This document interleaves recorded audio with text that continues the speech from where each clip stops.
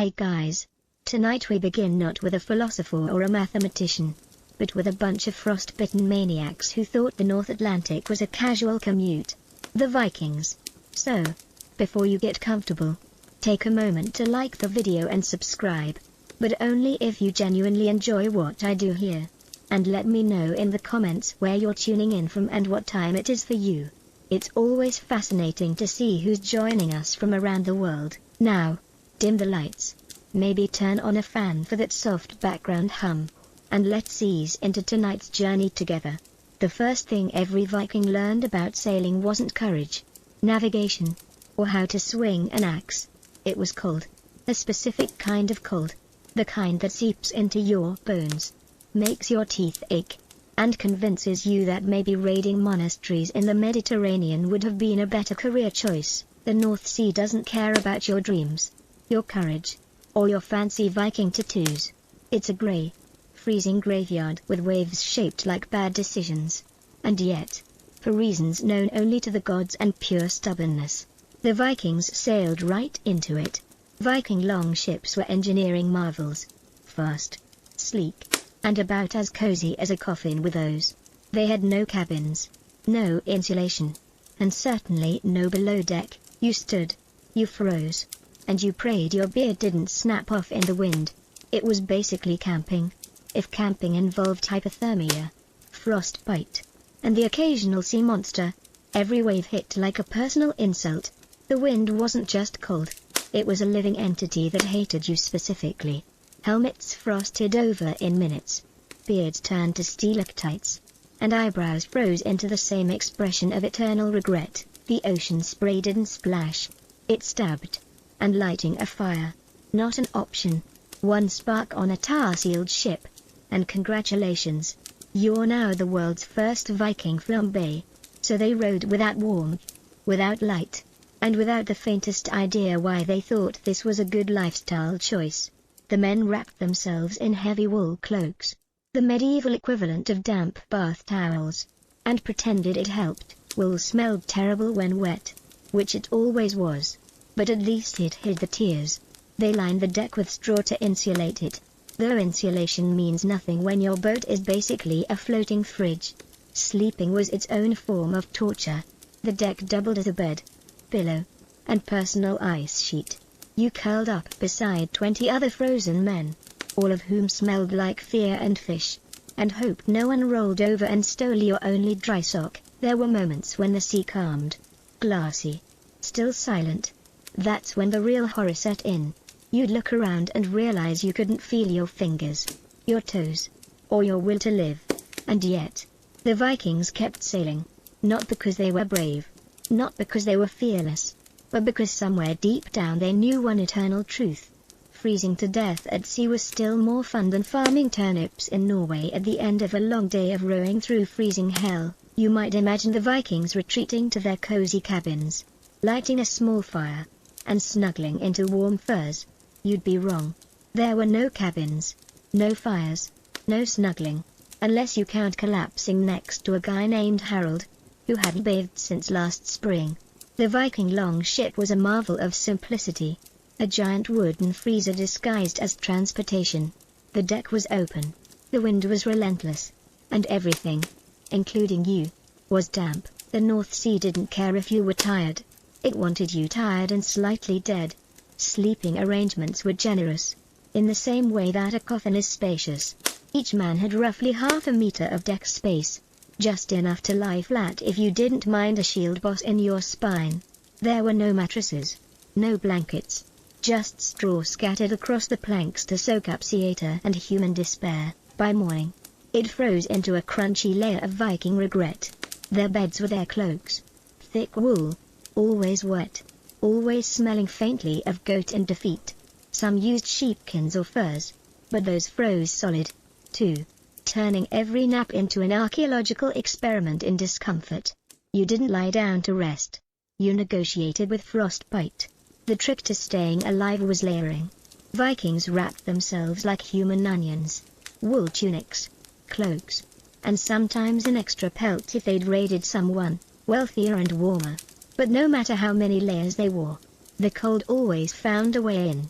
like an uninvited guest who brought pneumonia to dinner. To make things worse, sleeping near the edge of the ship meant catching the occasional splash of salt water right to the face. Sleeping in the middle meant being trampled by the morning rowing shift. There was no good spot, only slightly less horrible options. And yet they somehow slept, not comfortably, not warmly, but out of sheer exhaustion. Their bodies shut down before their brains could remember they were dying of cold. Because on a Viking long ship, sleeping well didn't mean waking up refreshed. It just meant waking up at all. When your entire ship is made of wood, tar and Viking ego, you tend to develop a healthy respect for fire. One misplaced spark and congratulations. You've invented the world's first floating bonfire, so instead of lighting campfires on deck like normal lunatics, Vikings used something more subtle. Smoldering embers.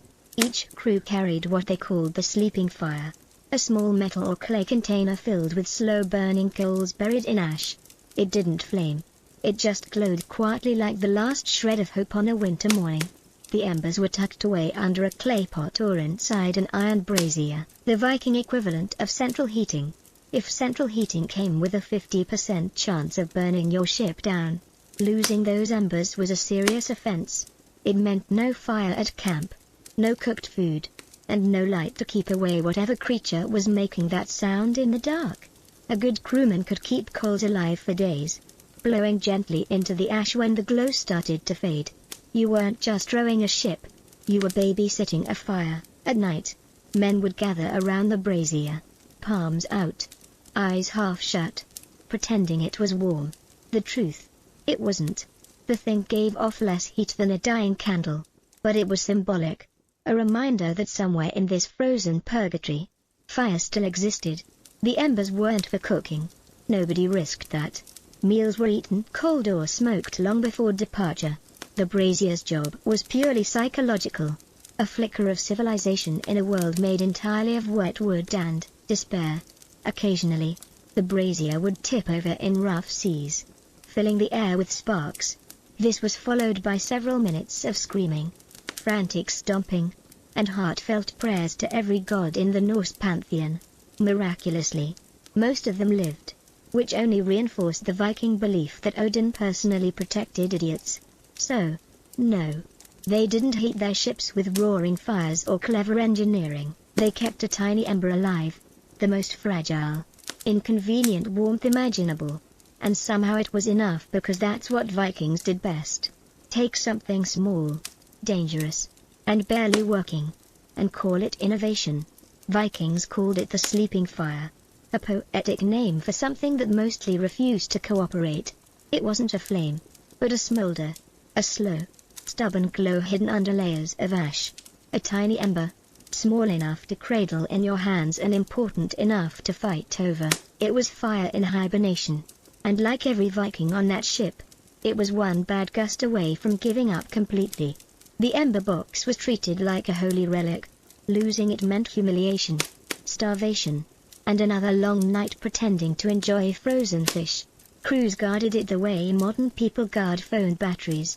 Obsessive, panicked, and with a deep sense of existential dependence.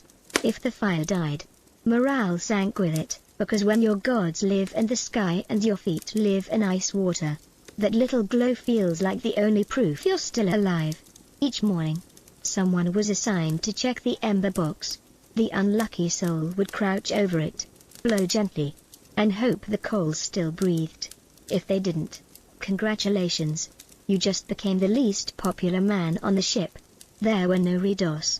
You'd have to make a new fire from scratch using flint, steel, and what little will to live remained. Doing that with frozen fingers and a moving deck was roughly as easy as building IKEA furniture in a hurricane.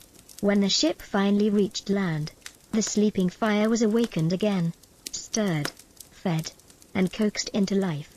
The crew gathered around like it was a returning god. They'd roast meat, dry clothes, and sit in blissful silence, all pretending they hadn't spent the last week arguing with a piece of metal and ash. Some sagas describe the Ember Keeper as a sacred role, others as a punishment.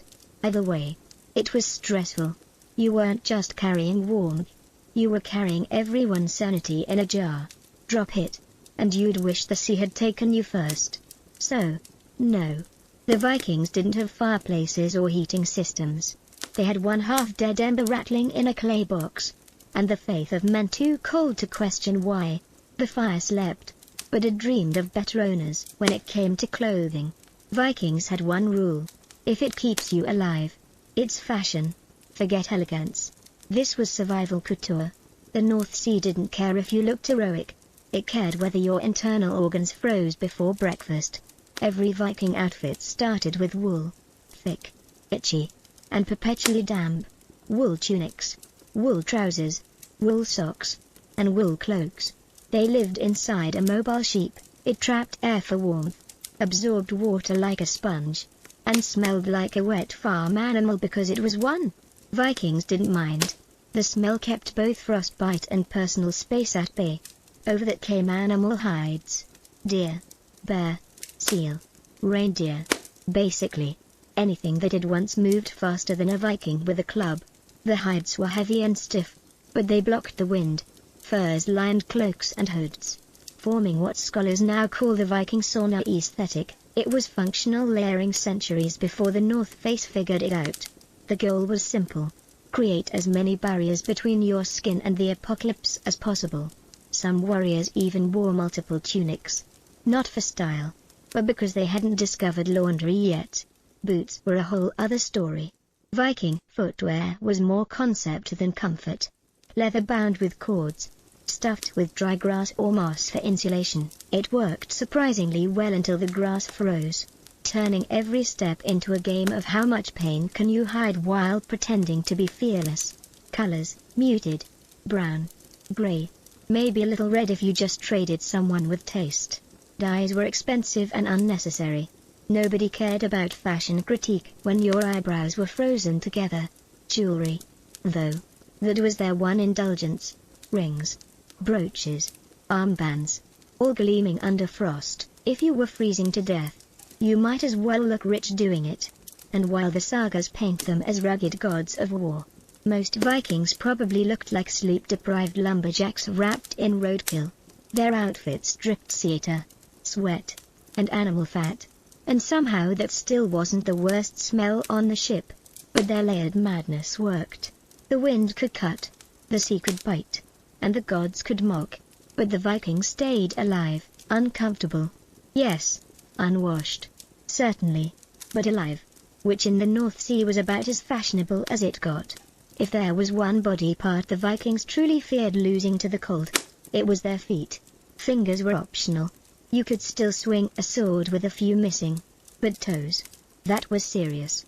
No one wants to raid Paris with feet that snap like stale breadsticks. The human foot wasn't designed for the North Sea.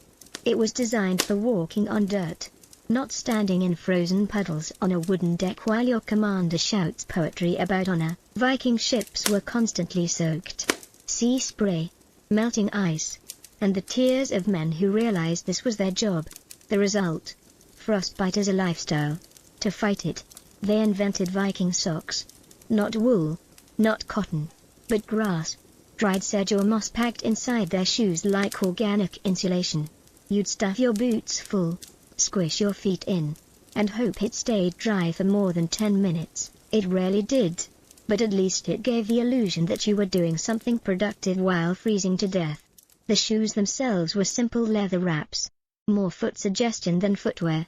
You tied them tight, said a prayer, and tried not to think about the fact that you were basically walking barefoot on ice. Archaeologists have found Viking boots that look more like experimental origami than fashion. They worked sort of. If by worked you mean delayed frostbite until lunchtime, some men smeared animal fat or tallow on their feet before putting on socks. The logic was sound. Grease repels moisture. The side effect was that the ship now smelled like a combination of seal carcass and despair. Even at camp, there was no relief. You couldn't dry your boots by the fire. They'd shrink, warp, or burst into flames. So, you just kept wearing them day and night until your toes went numb enough to stop complaining. And yet, they marched. They rode. They conquered, because Vikings didn't let pain stop them. They simply rebranded it as endurance. So yes, they froze. limped, and occasionally lost a toe or two. But they also crossed oceans with nothing but grass in their boots, which in fairness is still better insulation than whatever's inside your motivational gym shoes. At first glance, a Viking longship looks sleek, elegant, and powerful, the very image of naval supremacy. Then you realize it's also basically a wooden popsicle stick with O's. It had beauty, yes, but comfort? Absolutely not. Calling it home was like calling a coffin a compact apartment. Still, the longship was a masterpiece of practical design. Every curve, every plank, every tar-sealed seam served one purpose: not sinking. And in the North Sea, that alone was a kind of luxury. But warmth, that was extra. To keep out the wind, shipbuilders overlapped planks in what's called clinker construction, sealing every gap with tar and animal fat. It worked surprisingly well until the sea reminded you that tar only stops water, not cold. The ocean didn't need to leak inside. It just reached through the wood and strangled your soul.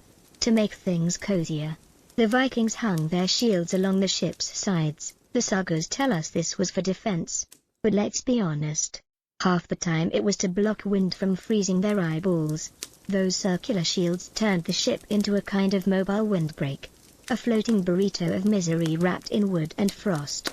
Some crews even stuffed moss and straw between planks or under their sleeping spots to create insulation. It helped briefly. Then it got wet, froze solid, and became part of the floor. If you could pry it off in spring, congratulations, you'd invented early Scandinavian flooring. When storms hit, the ship flexed and groaned like a living thing, every board expanding, every seam threatening mutiny. Men huddled in the hull, shivering and praying the engineering miracle beneath them didn't suddenly remember it was made entirely of trees. But for all its flaws, the longship was a kind of blanket, a thin creaking shield between man and oblivion. It didn't keep you warm, but it gave you something to cling to while pretending not to die.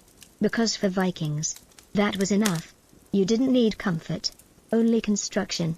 You didn't need heat, only hope.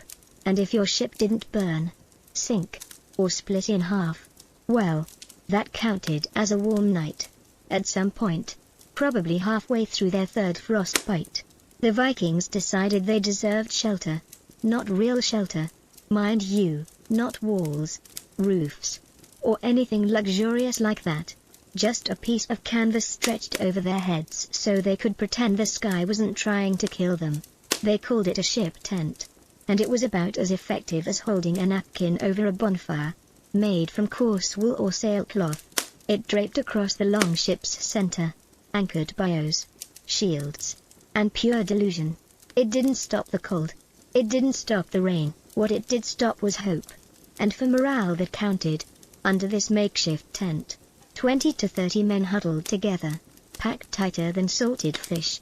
They lay shoulder to shoulder, wrapped in wet cloaks, pretending to sleep while slowly marinating in each other's breath. The air inside the tent was thick with moisture, sweat, and regret. If you survived the night, it wasn't from warmth. It was from mutual body heat and a shared refusal to admit defeat. Sometimes condensation would build up on the inside of the tent until it started raining from within. The Vikings called that weather. The modern term would be a cry for help. The real purpose of the ship tent wasn't warmth, though. It was illusion. When you're sleeping on an open deck with ice forming in your beard, even the faint shadow of a ceiling feels like civilization. It created a tiny psychological distance between outdoors and utter despair. Every now and then, a gust of wind would tear the canvas loose, flapping like the sails of a ghost ship. Nobody moved to fix it. They just sighed, accepted their fate, and added losing the tent again to the list of life's many insults. But for all its flaws, that sagging piece of fabric gave the illusion of a home, a fragile barrier between Vikings and the endless freezing void.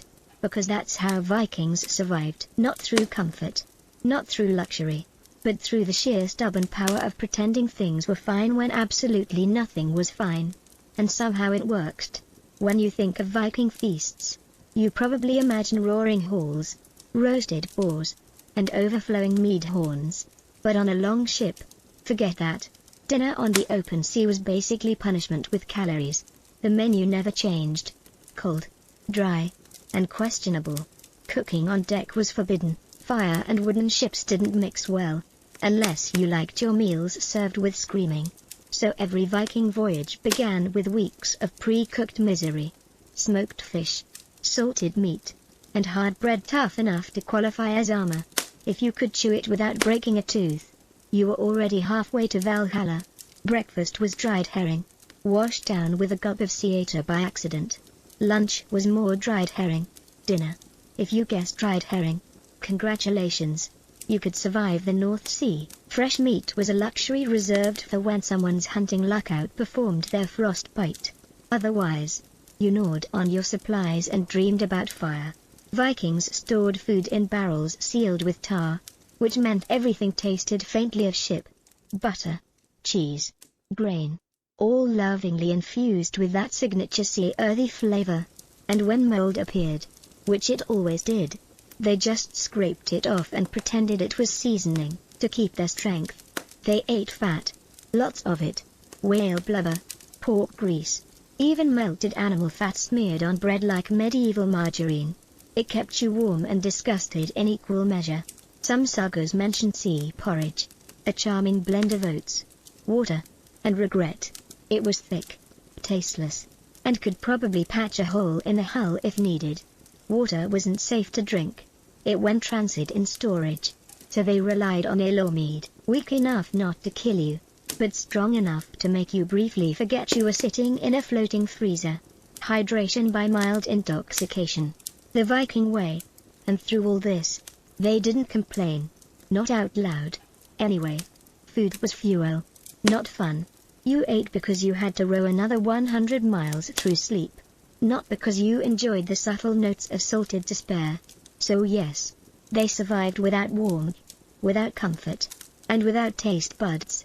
Because when you're a Viking, a full stomach counts as luxury. Even if everything you eat tastes like shipwreck. If warmth couldn't come from fire, the Vikings found the next best thing. Me. Not because it actually worked, but because it made them care a lot less that it didn't. Me was the Viking solution to almost every problem. Cold, boredom, fear, existential dread, the sound of 20 men snoring in unison. You name it. They drank about it. Made from honey, water, and wild yeast. It was sweet, strong, and deceptively cheerful. Like drinking liquid courage brewed by someone with a head injury. On land, it was sacred. In the sagas, warriors toasted the gods with it before battle, claiming Odin himself drank the same stuff in Valhalla. At sea, it was more functional. You didn't raise a horn to honor Thor. You drank directly from the barrel to forget that your boots had frozen to your feet. Mead was stored in wooden casks, carefully sealed with tar and optimism. Over time, it picked up a distinct flavor, which as historians speak for, tasted like the inside of a Viking. It wasn't about taste. Anyway, it was about pretending that the warmth in your chest wasn't just your body giving up. There's a popular myth that alcohol warms you up. The Vikings believed it completely. In truth, it just widened your blood vessels, tricking you into thinking you weren't freezing. It's the same kind of warming that happens right before frostbite. But try telling that to a crew of half-frozen berserkers with mugs in hand. They didn't care. Science hadn't been invented yet. A few cups in, morale rose, men sang louder, laughed harder, and suddenly the blizzard didn't seem so bad. They'd shout about glory, honor, and occasionally fall overboard. If the sea gods were merciful, they floated. If not, well, at least they died warm inside. By morning, the hangovers were heroic. Salt wind, pounding heads, dry mouths, the Viking trinity of regret. And yet, the moment the next barrel opened, they forgot all about it. Because when the world is frozen and the gods are silent, a cup of me isn't just a drink. It's a tiny rebellion against the cold. Warmth may be an illusion, but it's one the Vikings happily drank to. When all else failed, when the fire was gone, the me was empty and the cold had crawled into their souls, the Vikings turned to the oldest heat source known to humankind. Each other. Yes, that's right. Viking survival strategy number 4 was the ancient Scandinavian art of please don't die next to me. I need your body heat. On long ships, personal space didn't exist. It was everyone's warmth or everyone's funeral. At night, the crew lay shoulder to shoulder beneath their damp wool cloaks, forming one large collective disappointment. The sagas call this ship brothers. Archaeologists call it necessary. Modern people would probably call it trauma bonding. Either way, it worked. Each man was both heater and heated. If one rolled over, the others froze. If someone got up to pee, 10 curses followed him. There was no privacy, just a tangle of limbs, fur, and existential crisis. By dawn, you couldn't tell where one Viking ended and another began, physically or emotionally. To outsiders, it might sound strange. To Vikings, it was Tuesday. Warmth was warmth. Dignity be damned. They weren't cuddling for affection. They were cuddling for thermodynamics. The only thing more awkward than the situation was explaining it afterward. Even their clothing worked in pairs. One man's cloak draped over both bodies, trapping air like an early medieval sleeping bag. The smell was profound, a mix of sweat, salt, and despair that could strip paint off a shield, but in that odor lay survival. The body's stubborn refusal to surrender. And the thing is, it bonded them, literally and figuratively. Brotherhood wasn't forged in battle. It was forged under one damp blanket while pretending to be asleep. No one who survived that level of shared suffering ever doubted loyalty again. The Vikings didn't talk about it much. You wouldn't either. But every saga of bravery, every tale of conquest quietly began here with half-frozen men huddled, in the dark, sharing what little warmth they had left. They didn't just survive the cold. They outlasted it by turning themselves into the fire they didn't have. It wasn't glorious. It wasn't heroic. But it was warm. And that was enough. When you can't feel your fingers, your feet, or your will to live, there's only one thing left to do. Start singing. And that's exactly what the Vikings did. Music wasn't just entertainment. It was a survival mechanism. When your ship's deck was a frozen plank buffet, and your beard doubled as an icicle collection, singing kept the blood moving and the madness contained. Rhythm gave warmth structure. Harmony gave misery company. It was basically Viking therapy minus the couch and the coping skills. The songs were simple. Chants, rowing tunes, war hymns, each one designed to make 20 men pillows in perfect sync while pretending their joints weren't crystallizing. Some were about gods and glory, others about tale and women, and a few no doubt about how much they hated this exact situation. The sagas never mentioned sad sea shanties, but they must have existed. You don't row across the Arctic in silence unless you've already given up on joy. These were working songs, half melody, half grunting, timed to the rhythm of the oars. The result was haunting, primal, and occasionally off-key when someone's lips froze mid-verse. The music wasn't just to pass the time. It unified the crew. The same men who'd argued over stolen rations now harmonized like a choir of freezing psychopaths. Singing drowned out the groans of the ship, the hiss of the wind and that quiet voice in your head whispering, "You could have stayed home." And when the storms hit, when the sea howled and the sky turned black, they sang louder, not because it helped, but because it made them feel like they had a say in the matter. There's something beautifully stupid about humans shouting into nature's chaos. The sound that says, "If I'm going down, I'm doing it in key." Some say the gods heard those songs. Maybe they did. Or maybe the sound just got lost in the wind. But for the Vikings, that didn't matter. Singing kept the frost at bay. If only in spirit. Because in a world where warmth was a luxury, defiance was the next best thing. And nothing defies the cold quite like a Viking chorus screaming into the storm. For a people who worshipped gods that literally hurled lightning bolts, the Vikings had one very unheroic fear: fire. Not the poetic candlelit kind. The real kind. The kind that turns your ship, your home, and your entire crew into a floating Viking barbecue. Fire was warmth. Yes, but it was also treachery. You could trust ice. Ice killed you slowly, politely. Fire killed you loudly.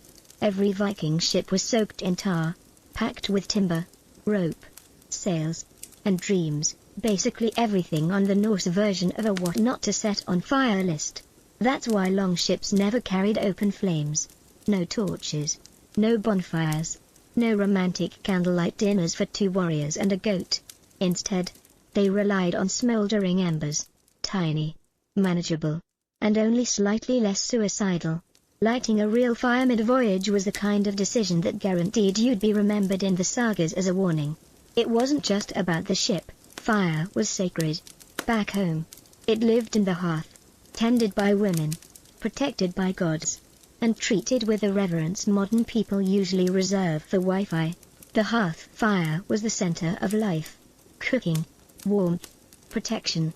Extinguishing it was a spiritual offense, like deleting your family's history. At sea, though, the flame belonged to no one. It became wild, dangerous, a god unchained. The Vikings respected that.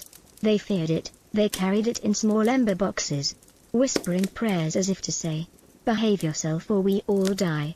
Ironically, their funeral rituals involved the one thing they avoided most.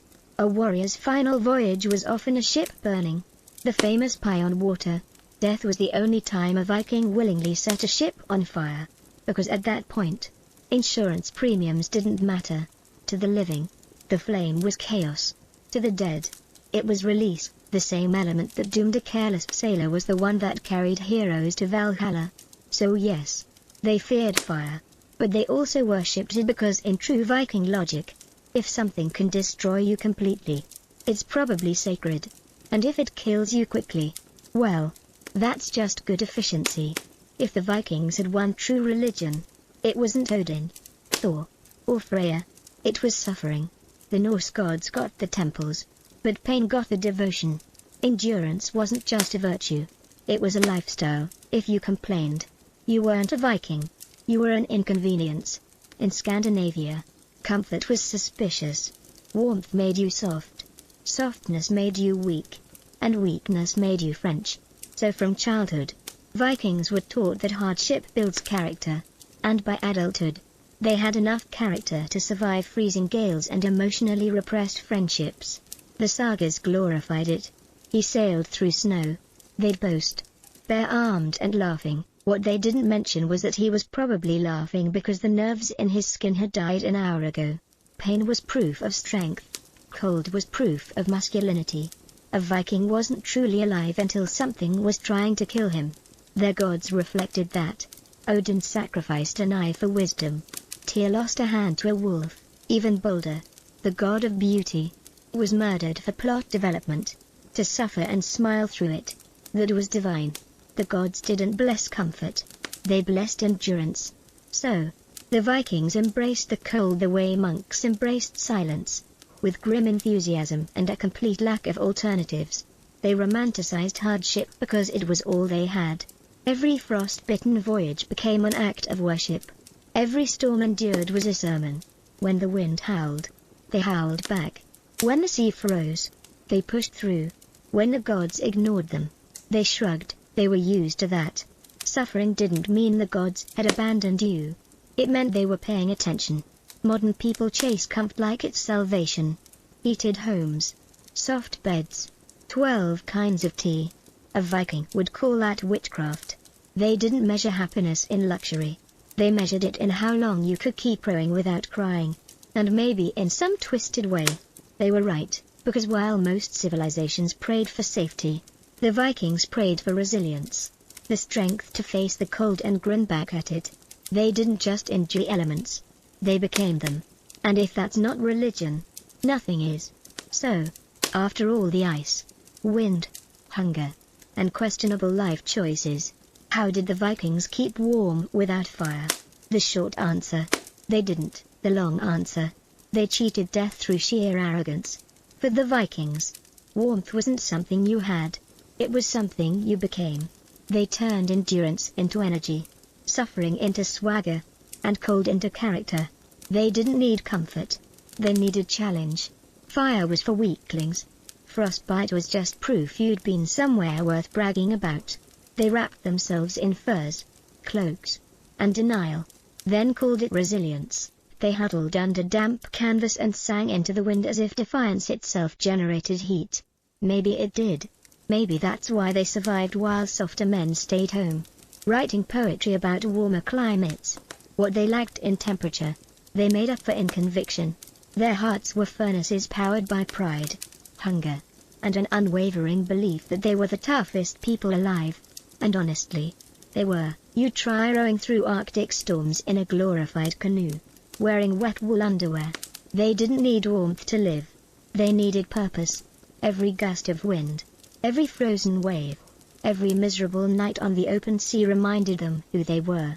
People too stubborn to die properly. To freeze quietly was cowardice. To keep rowing was heroism. To make it home was a miracle. And when they finally reached land, blistered, half frozen, half drunk, they didn't curse the cold. They thanked it. The sea had tested them, and they'd survived again. In their minds, the gods hadn't spared them out of mercy. They'd spared them because no one else could take their place. That's the strange beauty of Viking warmth. It wasn't in fires or furs. It was in spirit, in their songs, in their courage, in the way they laughed while nature tried to kill them for sport. Because when your world is ice and iron, true warmth isn't around you. It's inside you. Stubborn, blazing, and utterly unkillable. And that's how the Vikings conquered the cold.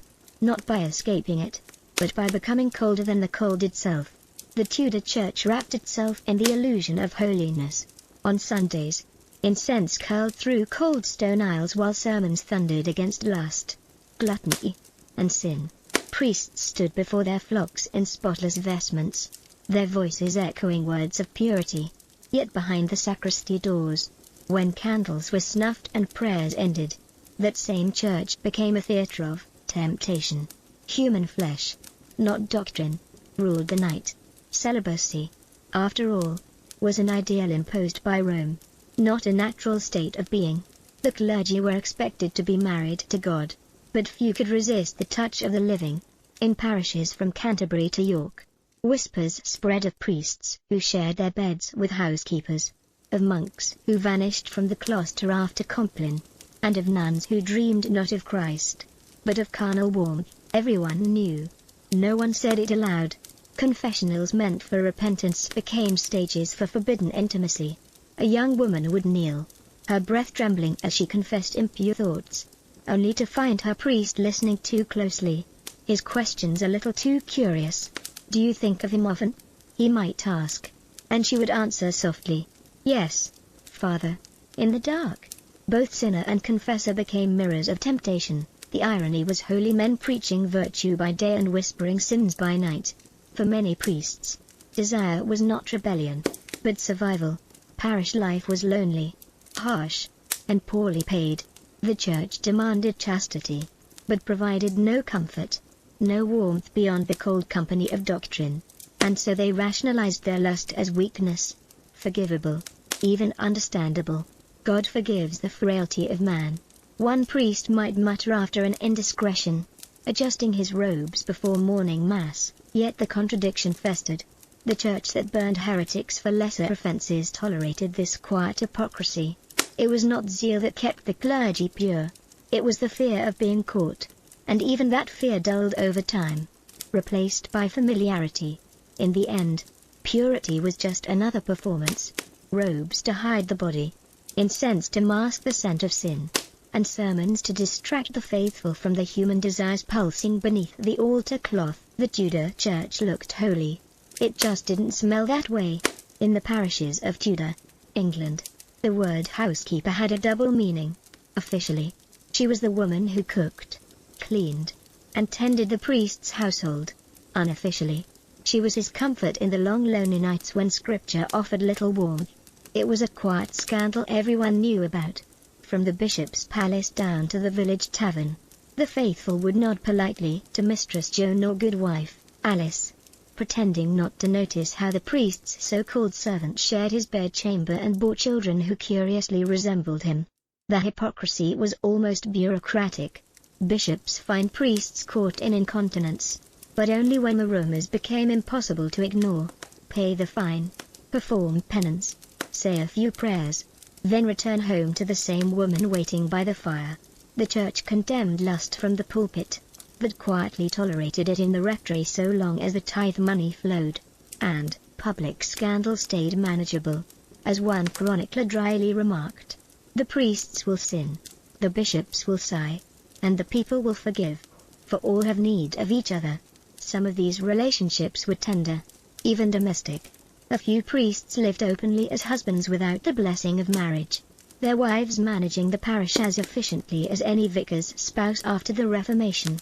Others, however, were more predatory. Power and confession made for dangerous intimacy. A frightened girl seeking spiritual counsel could find herself cornered by the man meant to save her soul. One bishop's report noted with weary resignation that certain clergy take women under color of service and make them concubines. It was written in Latin, but everyone understood the translation: lust disguised as duty. Villagers rarely protested. A beloved priest who christened their children and buried their dead could hardly be cast out for human weakness, and in a society already steeped in sin and repentance, who was truly without fault? So long as the sermons continued and the bells rang for Mass, the facade of holiness held firm. But behind the altar, the double life of the Judah priest thrived, a life where the forbidden felt sacred, where desire found its loophole in confession, and where the Church, for all its authority, could never quite silence the pulse of human flesh beneath the cassock. Within the stone walls of Tudor monasteries, the battle between body and spirit was fought daily and often lost before sunrise. Monks were meant to live as the Church's soldiers of purity, rising before dawn, fasting, chanting, and shunning worldly pleasure. But human nature doesn't surrender so easily, not even to God. In the silence of the cloister, where the mind was supposed to dwell on the divine, it often wandered elsewhere, to memories of women, to longing dreams, to the soft scent of the world beyond the walls. For many monks, temptation was not a sudden fall, but a slow erosion.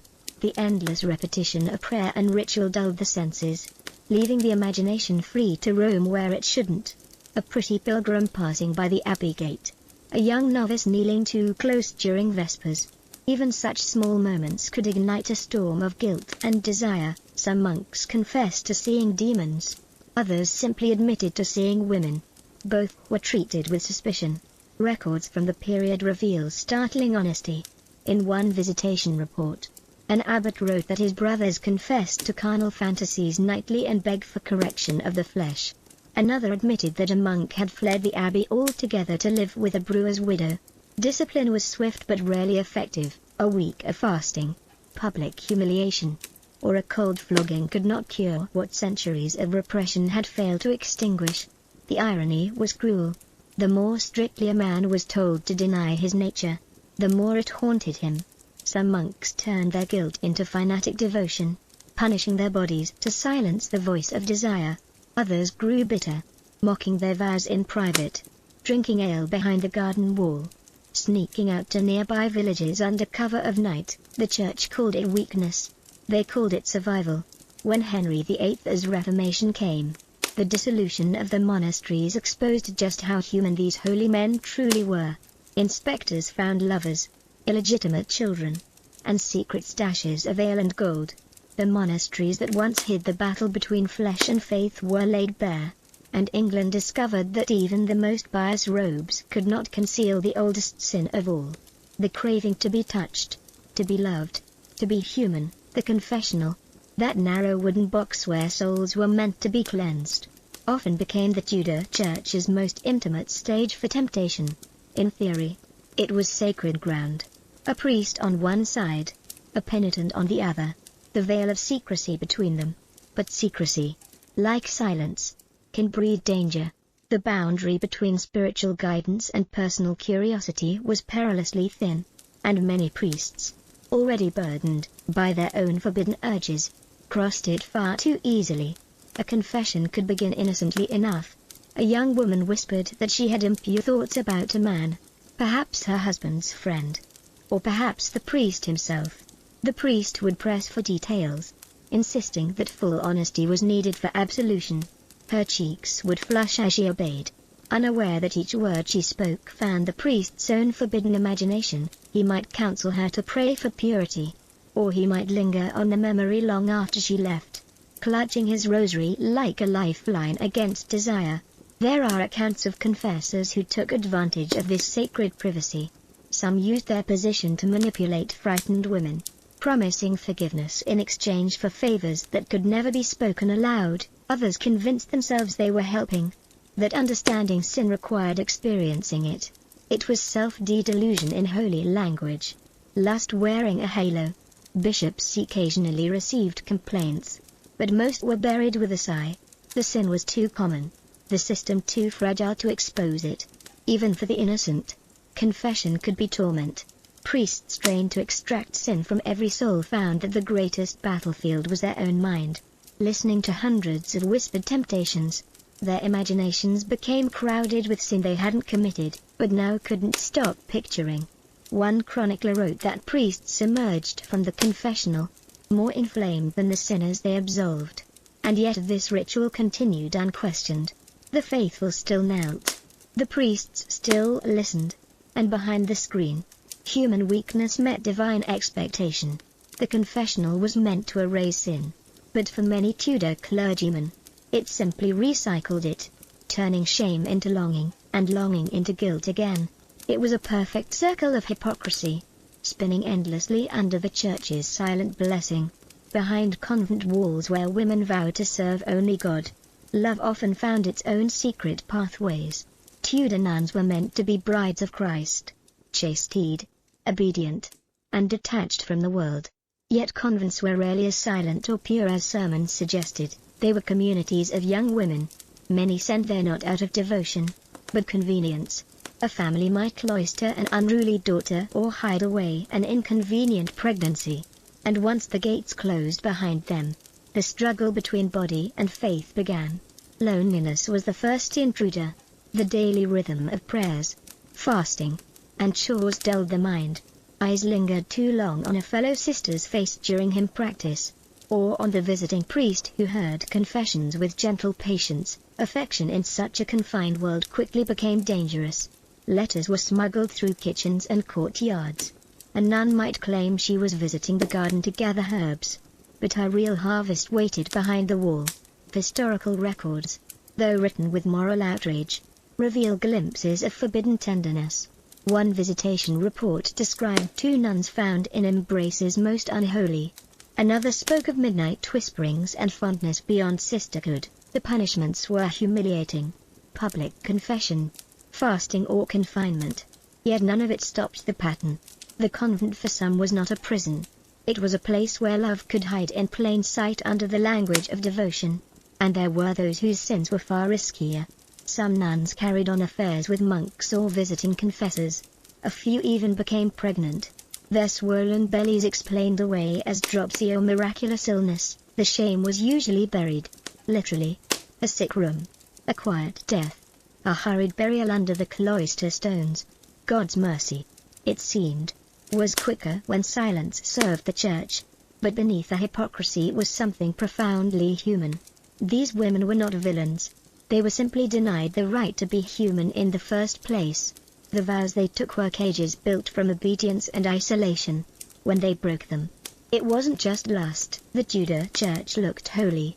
It just didn't smell that way. In the parishes of Tudor, England, the word housekeeper had a double meaning. Officially, she was the woman who cooked, cleaned, and tended the priest's household. Unofficially, she was his comfort in the long lonely nights when scripture offered little warmth. It was a quiet scandal everyone knew about. From the bishop's palace down to the village tavern, the faithful would nod politely to Mistress Joan or goodwife Alice, pretending not to notice how the priest's so-called servant shared his bedchamber and bore children who curiously resembled him. The hypocrisy was almost bureaucratic.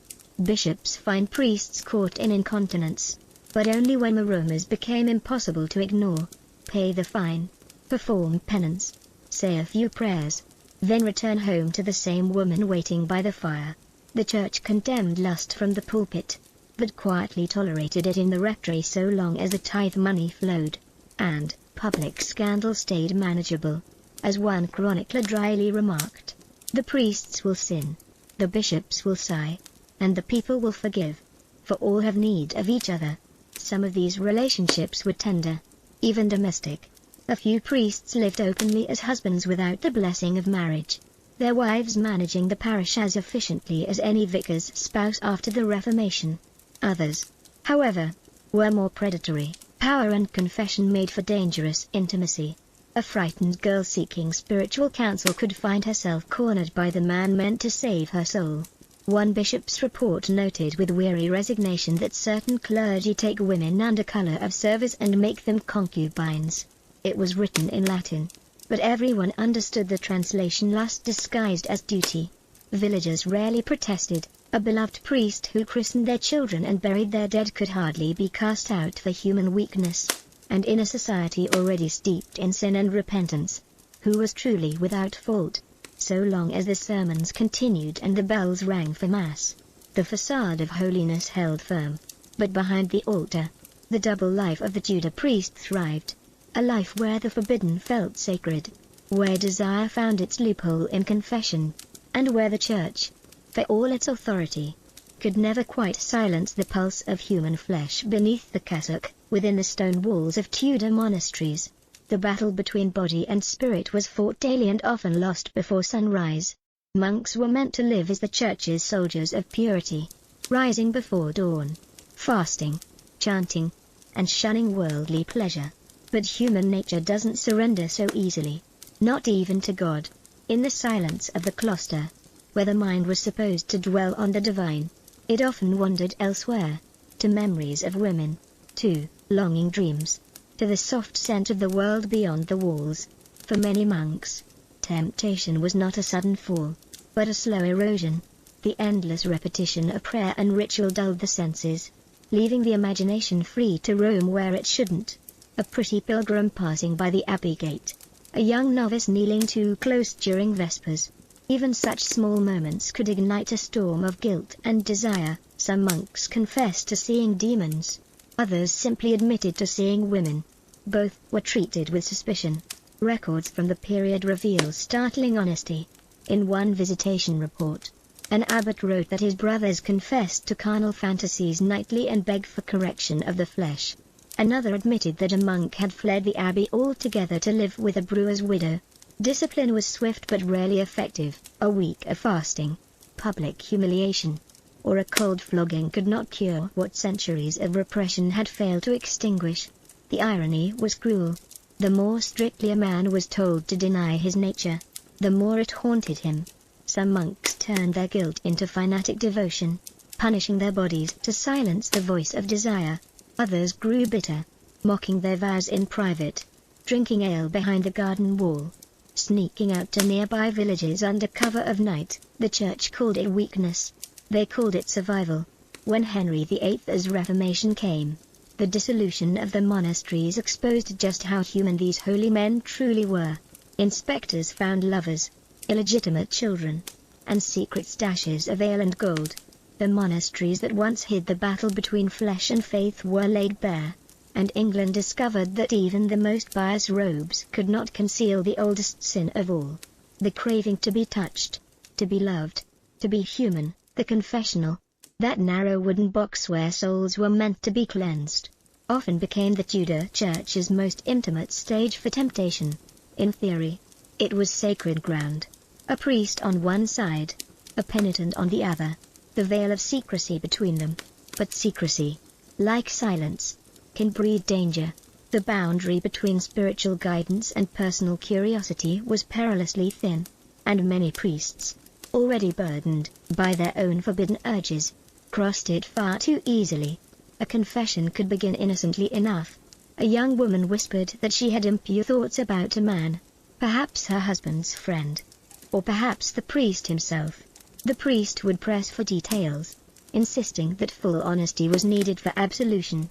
Her cheeks would flush as she obeyed, unaware that each word she spoke fanned the priest's own forbidden imagination. He might counsel her to pray for purity, or he might linger on the memory long after she left, clutching his rosary like a lifeline against desire.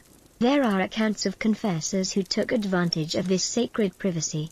Some used their position to manipulate frightened women, promising forgiveness in exchange for favors that could never be spoken aloud. Others convinced themselves they were helping, that understanding sin required experiencing it. It was self-delusion in holy language. Lust wearing a halo. Bishops occasionally received complaints, but most were buried with a sigh. The sin was too common, the system too fragile to expose it, even for the innocent. Confession could be torment. Priests trained to extract sin from every soul found that the greatest battlefield was their own mind. Listening to hundreds of whispered temptations, their imaginations became crowded with sin they hadn't committed, but now couldn't stop picturing. One chronicler wrote that priests emerged from the confessional more inflamed than the sinners they absolved. And yet this ritual continued unquestioned. The faithful still knelt. The priests still listened. And behind the screen, human weakness met divine expectation. The confessional was meant to erase sin. But for many Tudor clergymen, it simply recycled it, turning shame into longing, and longing into guilt again. It was a perfect circle of hypocrisy, spinning endlessly under the Church's silent blessing. Behind convent walls where women vowed to serve only God, love often found its own secret pathways. Tudor nuns were meant to be brides of Christ, chaste, obedient, and detached from the world. Yet convents were rarely as silent or pure as sermons suggested. They were communities of young women. Many sent there not out of devotion, but convenience. A family might cloister an unruly daughter or hide away an inconvenient pregnancy. And once the gates closed behind them, the struggle between body and faith began. Loneliness was the first intruder. The daily rhythm of prayers, fasting, and chores dulled the mind. Eyes lingered too long on a fellow sister's face during hymn practice, or on the visiting priest who heard confessions with gentle patience. Affection in such a confined world quickly became dangerous. Letters were smuggled through kitchens and courtyards. A nun might claim she was visiting the garden to gather herbs, but her real harvest waited behind the wall. Historical records, though written with moral outrage, reveal glimpses of forbidden tenderness. One visitation report described two nuns found in embraces most unholy. Another spoke of midnight whisperings and fondness beyond sisterhood. The punishments were humiliating. Public confession, fasting or confinement. Yet none of it stopped the pattern. The convent for some was not a prison. It was a place where love could hide in plain sight under the language of devotion. And there were those whose sins were far riskier. Some nuns carried on affairs with monks or visiting confessors. A few even became pregnant. Their swollen bellies explained away as dropsy or miraculous illness. The shame was usually buried, literally. A sick room, a quiet death, a hurried burial under the cloister stones. God's mercy, it seemed, was quicker when silence served the Church. But beneath the hypocrisy was something profoundly human. These women were not villains. They were simply denied the right to be human in the first place. The vows they took were cages built from obedience and isolation. When they broke them, it wasn't just lust, it was rebellion against a system that forbade love itself. In their whispered promises and secret touches, the Tudor nuns lived the one truth the Church tried hardest to suppress. That even in holy ground, desire blooms. Love was not supposed to exist in a Tudor convent. At least not the earthly kind. Yet within the dim candlelight of these walled sanctuaries, hearts rebelled. The rules were clear. Obedience to the abbess, silence after vespers, purity above all. But the heart doesn't read canon law. The convent designed to suppress temptation, instead, became an incubator for it. When you lock away youth, beauty, and longing behind stone and prayer, desire doesn't die, it refines itself. Letters of the era describe scenes both tragic and tender. One sister wrote to a monk at a neighboring abbey, "I see thee only in my prayers, and yet my prayers are full of thee." The letter was intercepted. Her punishment severe, a week of fasting and public humiliation. But even after repentance, her affection remained, hidden behind hymns and daily penance. She would later carve a tiny heart beneath the wooden bench of her choir stool. The closest thing she had to a love letter that would last. Visitors from outside the convent only fueled temptation. Merchants, stonemasons, and confessors passed through the gates, bringing news of the world beyond to young women cloistered since childhood. A kind smile or gentle word could feel divine. Some priests exploited that awe. A confessor might linger too long after hearing sins, offering comfort that quickly crossed the sacred line. One chronicle from 1538 tells of a priest caught sneaking into a convent at night disguised as a pilgrim. His penance was exile, though everyone knew it was hardly his first offense. The Reformation only deepened this crisis, as royal inspectors began dissolving monasteries and convents. They unearthed what polite society had long suspected: nuns with children, lovers' correspondence, and secret doorways connecting cloisters to nearby parsonages. Henry VIII's agents, eager to discredit Catholic orders, documented every scandal they could find. One report coldly noted, "In the convent of Gottow, more infants were born than psalms were sung." Yet even amid this chaos, not all was corruption. Some of these forbidden romances were genuine. Two souls clinging to each other in defiance of a system that denied them affection. It wasn't just lust that flourished behind those walls. It was a quiet, desperate yearning for love, companionship, and freedom. Three things the Church itself had forbidden them to seek. When Henry VIII broke from Rome, the Church of England was born not out of holiness, but out of lust. And the hypocrisy was too rich to ignore. Here was a king demanding spiritual independence so he could divorce his wife and marry another, while his bishops preached chastity from gilded pulpits. The Reformation wasn't only a political revolution. It was a mass unmasking of clerical sin. Suddenly the very men who had condemned others for impurity found themselves stripped of their own illusions of virtue. Royal inspectors dispatched to dissolve monasteries and convents uncovered scandal after scandal. They reported monks living with wives, priests fathering children, and nuns whose miraculous ailments turned out to be pregnancies.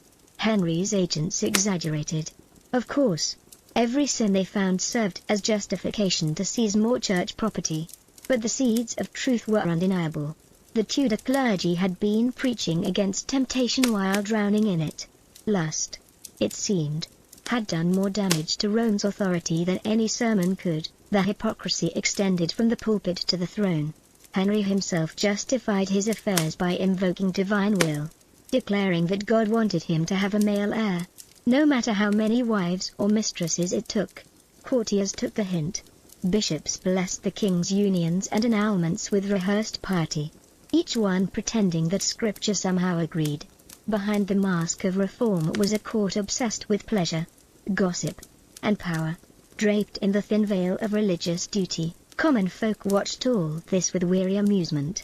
The village priest still kept his housekeeper. The abbey walls still whispered with desire. Only now the crown, not the Pope, collected the confessions. The Reformation didn't purge lust from the Church. It nationalized it.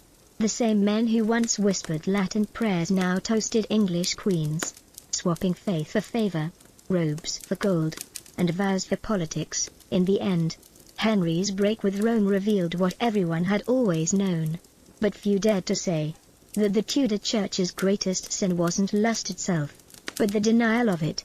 For centuries, desire had been the secret heartbeat beneath the hymns, and when the Reformation came, it simply tore off the cassette, exposing the flesh that had always been there, trembling beneath the illusion of divine control.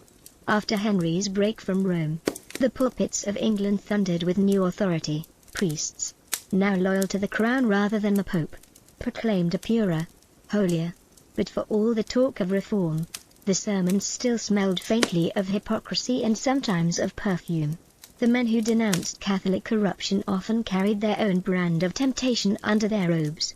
The cassock might have changed allegiance, but not appetite.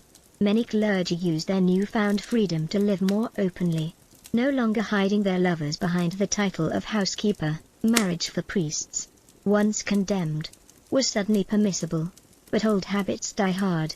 Some took wives yet continued to seek pleasure elsewhere. Others, emboldened by reform, turned their sermons into spectacles of moral superiority, warning their congregations against the very sins they indulged in privately. The louder a man preached about purity, the more likely it was that he had something to hide. Records from parish courts are full of such contradictions. One minister was fined for incontinence with several women of his parish. Another caught in bed with the wife of a church warden. Even bishops were not exempt. In 1551, the Bishop of Gloucester was accused of keeping a concubine under guise of a lairess. The irony was practically divine. The Church had broken from Rome in pursuit of moral clarity, yet found itself repeating the same old fare only now in English. The people, however, were not fooled. In taverns and marketplaces, they mocked the clergy with bitter humor. "Our parson," one ballad joked, "preaches hellfire, but keeps a warm bed." Satirical plays lampooned lairess friars and hypocritical preachers, while pamphlets circulated with drawings of priests caught in scandalous embraces. The Reformation, meant to cleanse the faith, had instead turned sin into entertainment. And still the Church endured, its priests forgiven, its followers resigned. Desire had proven stronger than dogma, more enduring than any decree. Even as sermons thundered about temptation, the pulpit itself became a monument to it, for beneath every moral command was a confession unspoken, that holiness and hunger were never enemies, only uneasy companions. The Tudor Church had not eradicated lust, it had simply learned to preach over it, louder, longer, and with better lighting. By the late Tudor years, lust and holiness had learned to coexist. Awkwardly but inevitably, the Church had changed its robes, rewritten its prayers, and buried its scandals beneath new laws. Yet human nature refused to obey theology. Behind every sermon on purity still lingered the ghost of temptation. Even the most righteous clergyman standing before his flock in candlelit sanctity carried within him the same conflict that haunted monks, priests, and nuns before him, the pull between the flesh and the faith. The irony was almost poetic. The Reformation had promised a church freed from corruption, a moral cleansing of England's soul. But in truth, it only shifted the sin from confessionals to courts, from monasteries to royal chambers. Lust had not been defeated, it had been redistributed. The crown married and remarried. Courtiers traded favors in bedrooms as easily as in council halls, and priests continued to wrestle with the very desires they condemned. The Tudor age, so obsessed with sin, was paradoxically one of its most fertile breeding grounds. Yet this conflict gave the era its peculiar humanity. The Tudor clergy, for all their hypocrisy, reflected the same contradictions found in every believer. They wanted to be pure, but they also wanted to be loved. They preached eternal salvation, but they longed for mortal warmth. The robes and rituals could disguise desire, but they could not erase it. And so the Church in all its grandeur and guilt became a mirror of England itself, proud, pious, and perpetually tempted. When the final Tudor monarch, Elizabeth I, ascended the throne, she embodied this balance perfectly. The Virgin Queen ruled a nation drenched in gossip about her lovers. Her courts sparkled with poetry and passion. Her priests preached restraint while musicians sang of longing. Holiness had become theatre, and the audience adored every act. In the end, the hidden lusts of the Tudor Church were not just sins, they were symptoms of being human. Beneath the hymns, beneath the robes, beneath the fear of eternal fire, beat the same unyielding truth. That desire, however forbidden, was part of creation itself.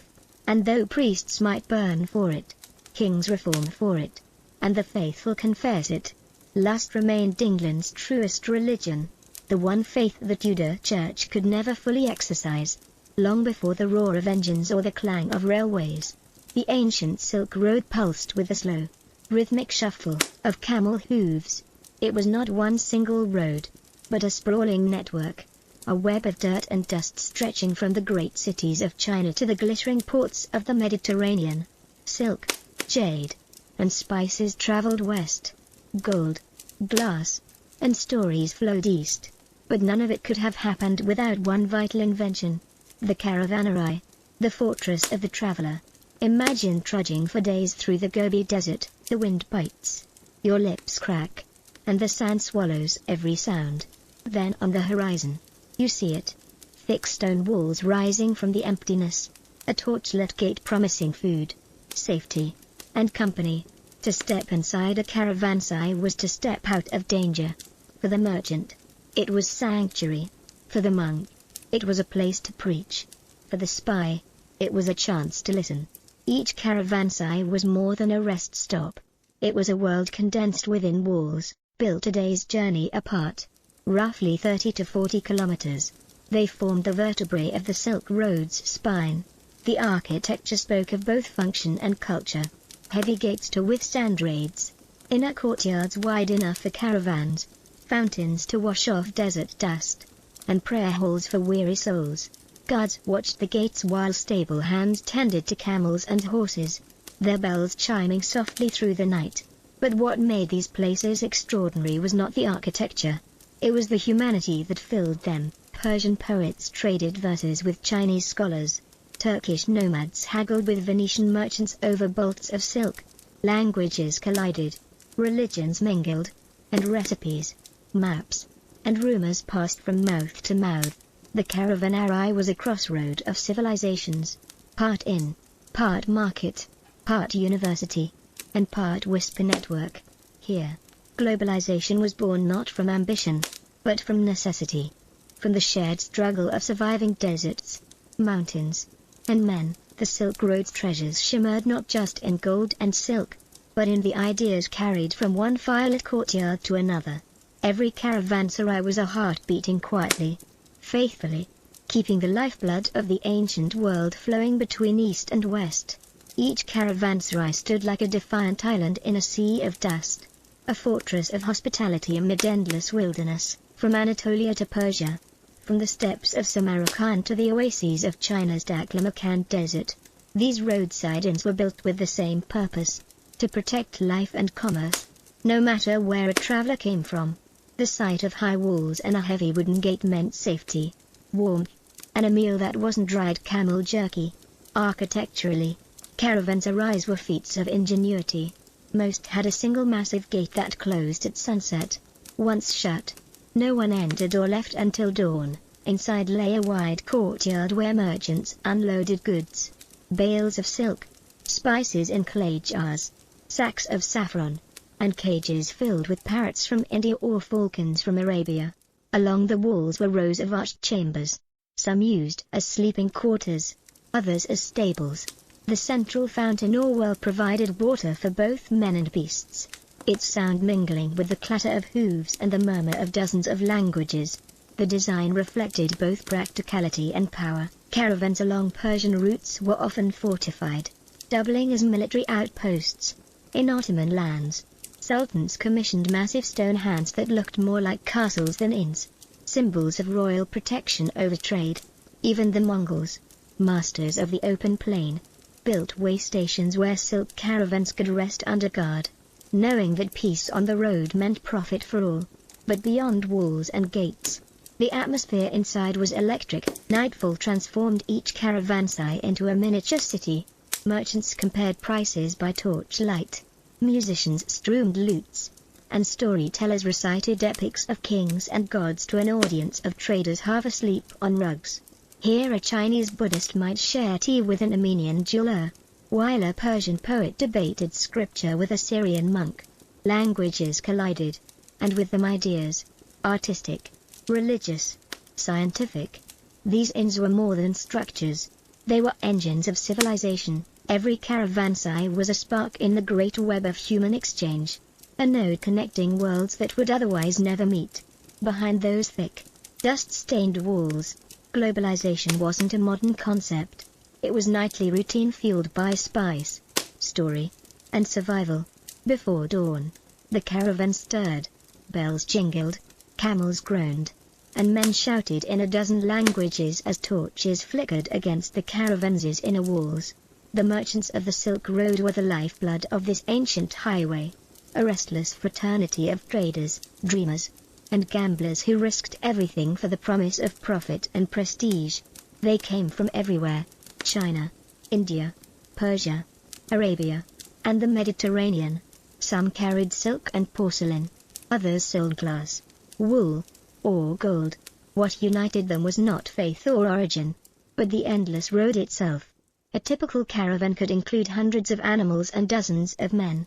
Camels were the ships of the desert, patient, smelly, and indispensable. Horses carried couriers, donkeys hauled smaller loads, and guards rode at the flanks with curved sabers glinting in the sunrise. Each merchant had a role. The leader or caravanbashi set the pace and managed disputes.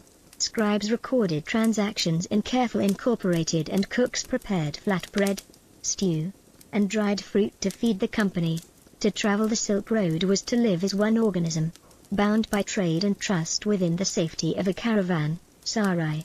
Rival traders might share a meal, swap stories, or strike a bargain that would ripple across continents. A Persian spice dealer might sell cardamom to an Italian merchant who would later carry it by ship to Venice, where nobles would sprinkle it on their feasts as a symbol of wealth. A Chinese silk master might trade bolts of embroidered fabric for Arabian glassware, delicate, shimmering, and coveted back home. In this way, entire economies depended on these nightly exchanges under foreign stars. But travel was perilous. Bandits stalked the mountain passes, sandstorms swallowed entire convoys, and illness struck without warning. Caravanserais were the fragile link between survival and oblivion. To reach one by nightfall was a victory. To miss it was to gamble with death. And so every merchant's map was inked not only with routes, but with names of inns, havens that offered protection, warmth, and rumor. For these traders, the road was more than commerce. It was destiny. They were the arteries of the ancient world, carrying goods, gossip, and gods across deserts and empires. Each caravanserai was their heartbeat, pulsing, echoing, keeping civilization alive one weary step at a time.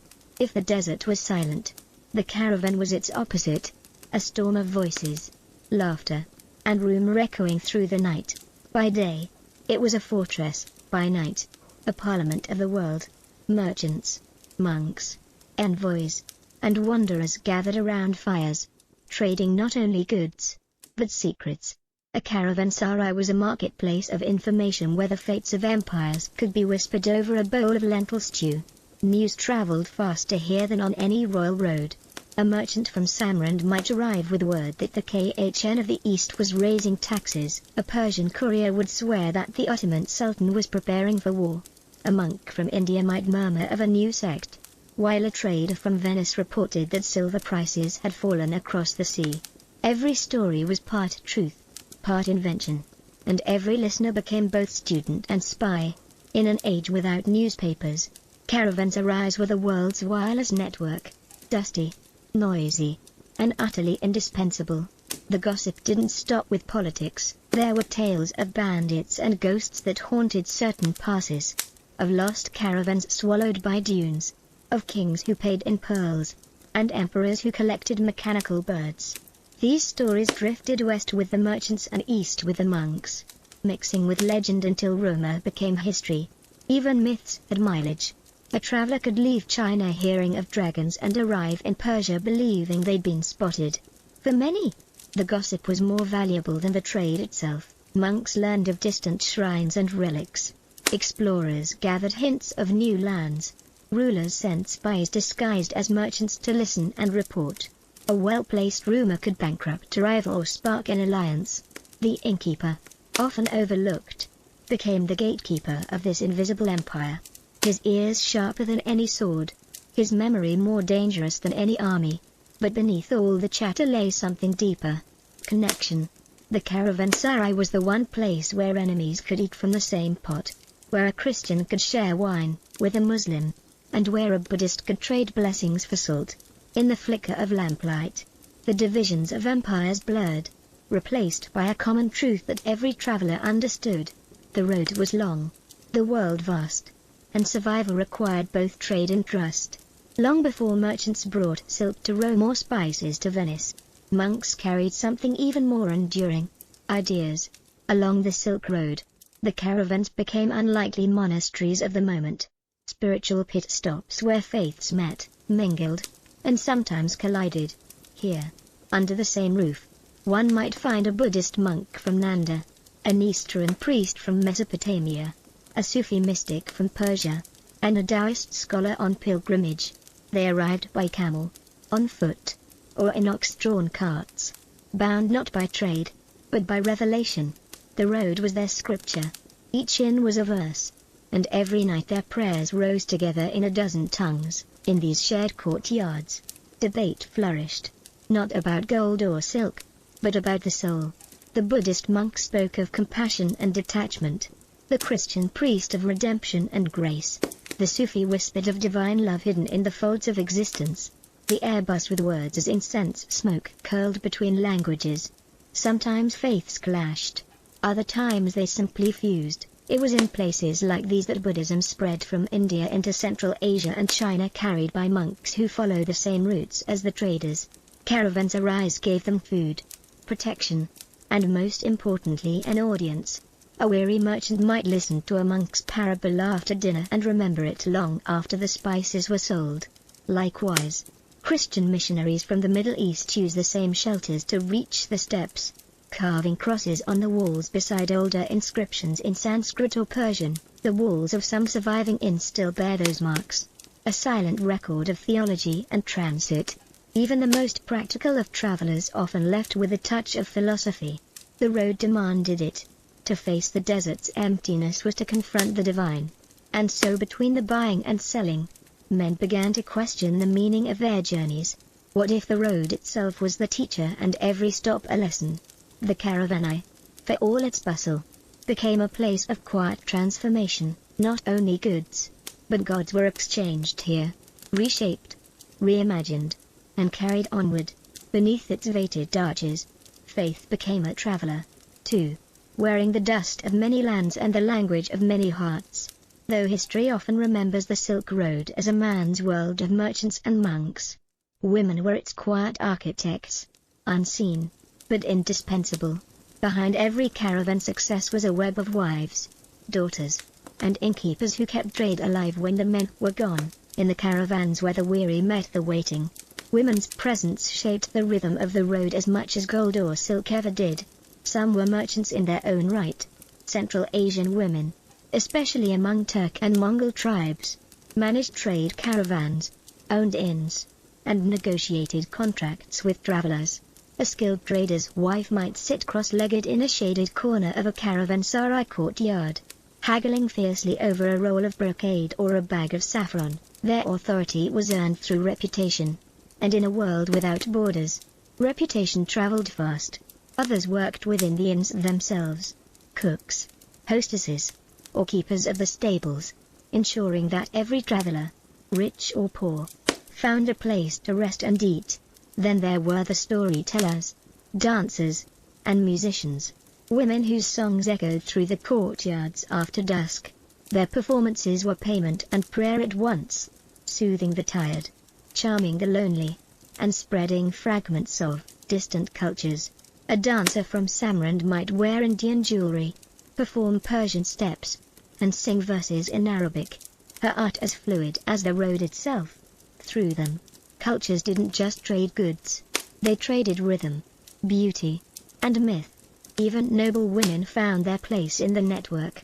Royal wives and princesses from Persia or Mongolia sponsored caravans as acts of faith and generosity, ensuring that travelers, including monks and pilgrims, found safe lodging.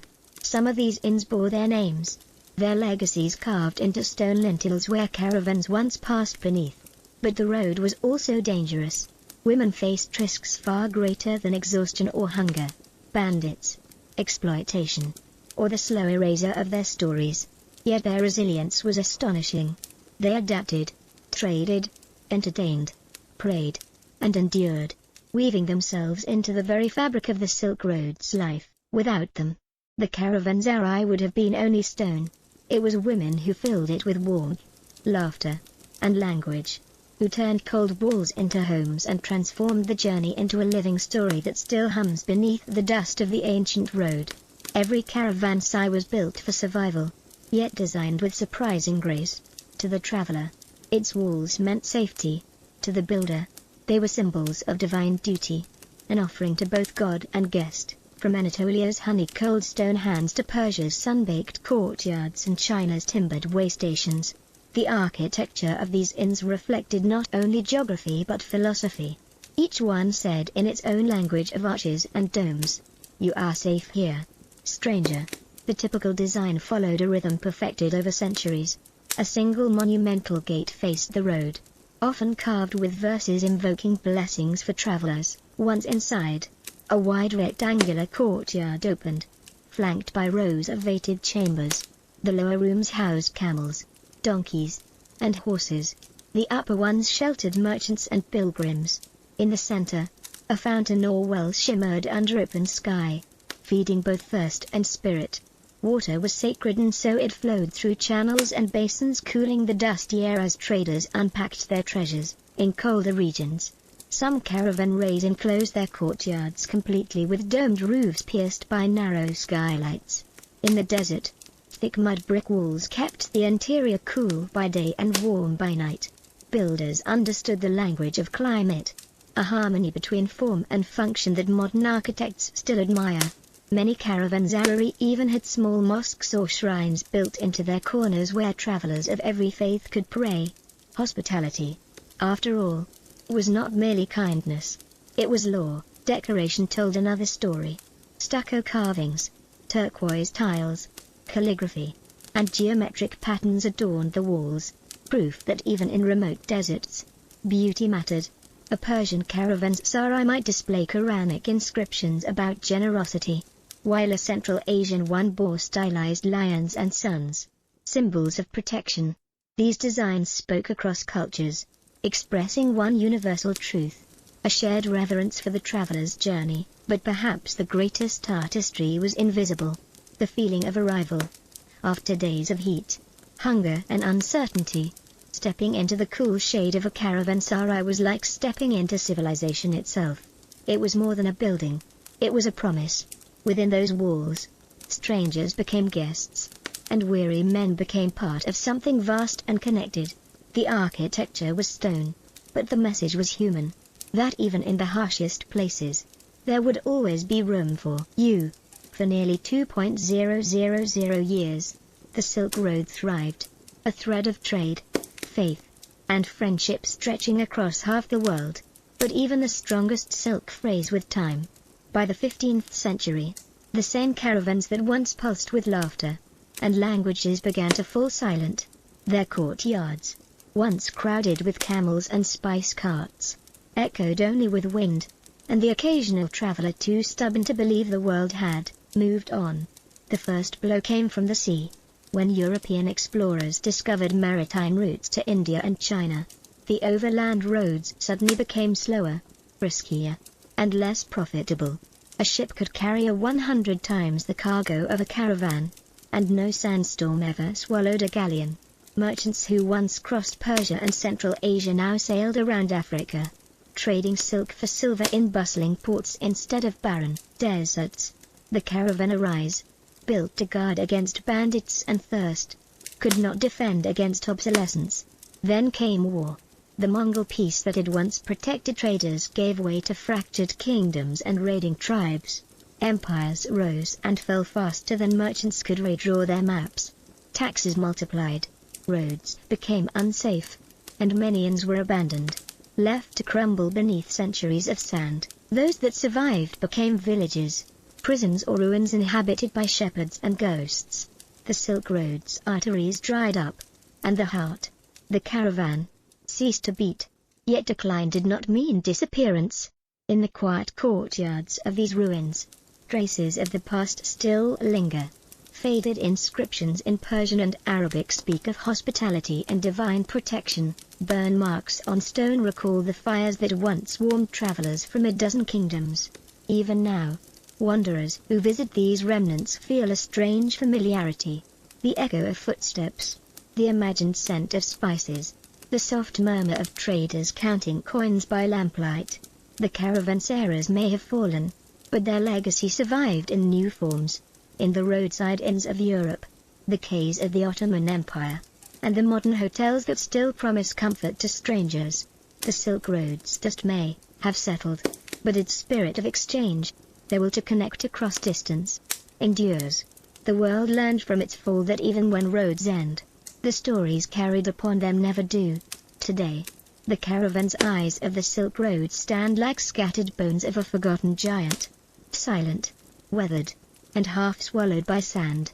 Their walls crumble, but their memory endures in the DNA of our modern world. Every airport lounge, roadside motel, and border cafe owes something to these ancient sanctuaries of exchange. They were the first global network, not of cables or code, but of people. And in their courtyards, the world first learned how to connect. Step into one of these ruins today, perhaps along the dusty plains of Uzbekistan or the red hills of Iran, and you'll feel it, that strange pulse of history. You can almost hear the faint jangle of camel bells, smell the spice of cardamom and sweat, and catch the ghostly laughter of merchants from lands that no longer exist. The stone may be broken, but the idea, the radical ancient belief in hospitality and curiosity remains intact. Civilization itself was carried not by armies, but by travelers who shared a meal with strangers. Modern archaeologists call the caravanserai an infrastructure of globalization. But it was far more intimate than that. It was humanity's first chat room, its first international market, its first peace treaty signed by necessity. Within its walls, differences blurred under the same roof of survival.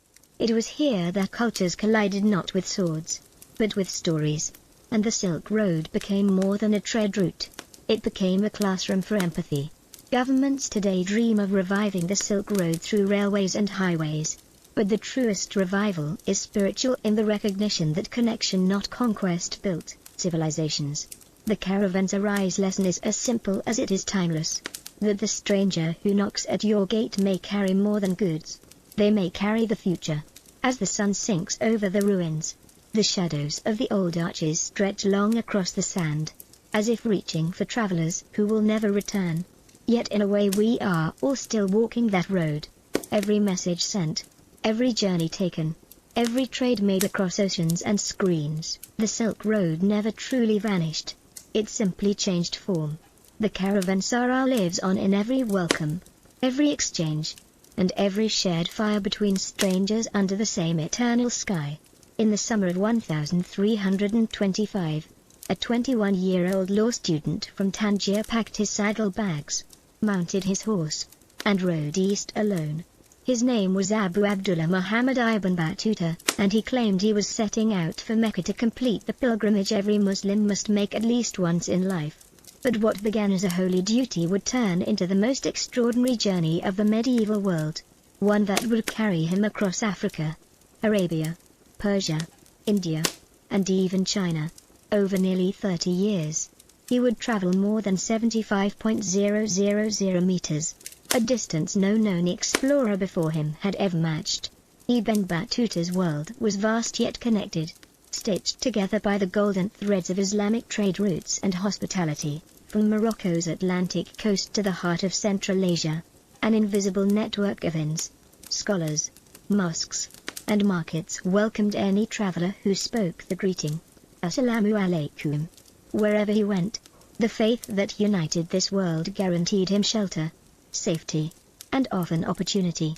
The son of a family of judges, Ibn Battuta knew how to read, write, and argue the law, skills that would open many doors before him. His first destination was Mecca, but as he later wrote, I set out alone, without companion or caravan, for the love of travel was implanted in my soul by God. He joined merchant caravans across North Africa, endured thirst and illness, and narrowly escaped Bedouin raids. But every hardship drew him further from home and deeper into history. By the time he reached Cairo, he had already crossed kingdoms and deserts, and something had changed.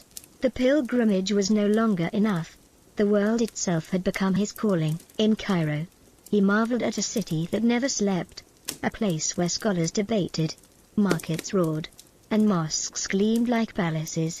It was here that Ibn Battuta's curiosity began to overshadow his piety. He listened to sailors' tales of India's riches, merchant stories of golden Mali, and envoys speaking of faraway China. Each rumor became an invitation, and so the pilgrim became a wanderer. What began as a journey toward Mecca turned into a lifetime across the known world. not in search of gold or empire, but of knowledge, faith, and the endless wonder of human connection. The road to Mecca was not a single trail. It was a gauntlet. As Ibn Battuta crossed North Africa, the Sahara loomed like a shimmering mirage of death. Caravans vanished in its endless dunes, their bones swallowed by wind and time. To survive meant discipline, faith and luck.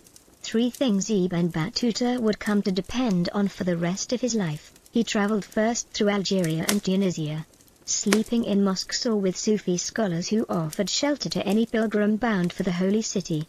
The desert was vast but not empty. Along its arteries pulsed a steady rhythm of trade and faith. Camel trains carrying salt, gold, and silks, dervishes spinning in prayer at roadside shrines, merchants whispering verses from the Quran before setting out at dawn. In this world, religion was both compass and currency. A man who prayed was a man to be trusted. Still, danger was constant. Sandstorms struck without warning, turning daylight into chaos. Thieves stalked lonely paths, waiting for the sound of bells or hooves. Ibn Battuta's small group was once ambushed near the Libyan frontier. He survived only by hiding beneath a dead camel until nightfall. In his later writings, he would call such moments tests of endurance sent by God. But even in fear, he found beauty. The desert at sunset, he wrote, burned like gold before the mercy of night cooled its fire. By the time he reached Alexandria, Ibn Battuta was no longer merely a pilgrim. He had become part of a vast living network of scholars, travelers, and storytellers stretching from the Maghreb to Arabia. He met holy men who claimed visions of Mecca, sailors who swore they'd seen islands made of perfume, and students reciting poetry in the courtyards of mosques. Their stories filled him with an intoxicating hunger to see more. From Alexandria, he journeyed down the Nile, marveling at the ancient monuments of Egypt and the bustling river towns, where Coptic Christians and Muslim traders lived side by side. Every stop revealed a world bigger than the one he had imagined in Tangier. The road to Mecca was still ahead, but the true pilgrimage had already begun, not toward a city, but toward the infinite horizons of the human world. When Ibn Battuta finally reached Mecca after more than a year of perilous travel, he felt he had arrived not just at the center of Islam, but at the heart of the world. The city was alive with faith and motion. Thousands of pilgrims from Africa, Persia, India, and Anatolia, all circling the Kaaba in perfect rhythm. It was a living map of the medieval world drawn not with ink, but with footsteps and prayer. For Ibn Battuta, the pilgrimage fulfilled his religious duty, but it also opened his imagination. Mecca was more than a sacred city. It was a crossroads. Merchants traded silk beside spices. Scholars debated law in the shade of palm trees. Poets recited verses under oil lamps until dawn. Every man here carried a story from another land, and Ibn Battuta wanted to hear them all. He began recording his experiences, noting customs, dialects, and the subtle ways Islam shaped local life. Even in uniformity, he saw infinite diversity. After months in Mecca, most pilgrims turned home. Ibn Battuta did not. The world was calling. He joined caravans heading north toward Iraq and Persia, determined to see the lands of ancient empires. His journey took him through the fertile plains of Mesopotamia, where the ruins of Babylon lay buried beneath dust, and onward to Baghdad, a city still glowing with the memory of the Abbasid caliphs. Though the Mongols had sacked it less than a century before, Baghdad remained a beacon of learning, its madrasas filled with scholars from across the Islamic world. There, Ibn Battuta met judges, philosophers, and poets, trading ideas as eagerly as merchants traded goods. His sharp intellect and deep knowledge of Islamic law earned him respect wherever he went, and soon invitations began to follow from governors, sultans, and scholars who saw in him a rare mix of piety and curiosity. For Ibn Battuta, travel had become both worship and education.